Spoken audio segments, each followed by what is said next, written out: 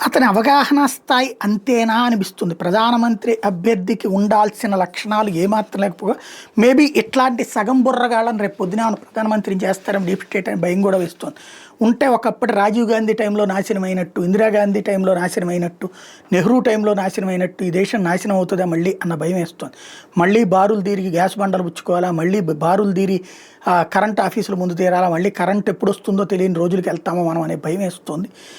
ఇప్పుడు జరుగుతున్న పరిణామాలు చూస్తుంటే రాహుల్ గాంధీ వెనకాల నిలబడుతున్నట్టు డీప్ స్టేట్ని చూస్తుంటే అతని అవగాహన శక్తి ఏంటంటే ఎలక్షన్స్ దాంట్లో తెలిసిపోతుంది. కొత్త వ్యవహారం ఏంటంటే NSUI ఓడిపోయింది ఢిల్లీకి సంబంధించినటువంటి ఏదైతే యూనివర్సిటీ ఎన్నికలు, దానికి ఆయన గారు ఇచ్చిన స్టేట్మెంట్ ఏంటంటే 180,000 మంది ఫాలోయర్స్ ఉన్నటువంటి మా క్యాండిడేట్ ఓడిపోయింది అని చెప్తున్నాడు. ఒక వాళ్ళ క్యాండిడేట్ ప్రెసిడెంట్ క్యాండిడేట్కి సోషల్ మీడియాలో 180,000 మంది ఫాలోయర్లు ఉన్నారంట. ఇంతకంటే పిచ్చోడు, ఇంతకంటే తలతెక్కలోడు ఇంకెక్కడా ఉండడేమో నాకు తెలిసి. ఎందుకయ్యా అంటే 180,000 మంది ఫాలోయర్స్ ఉంటే 180,000 మంది ఢిల్లీ యూనివర్సిటీలో ఉంటారా?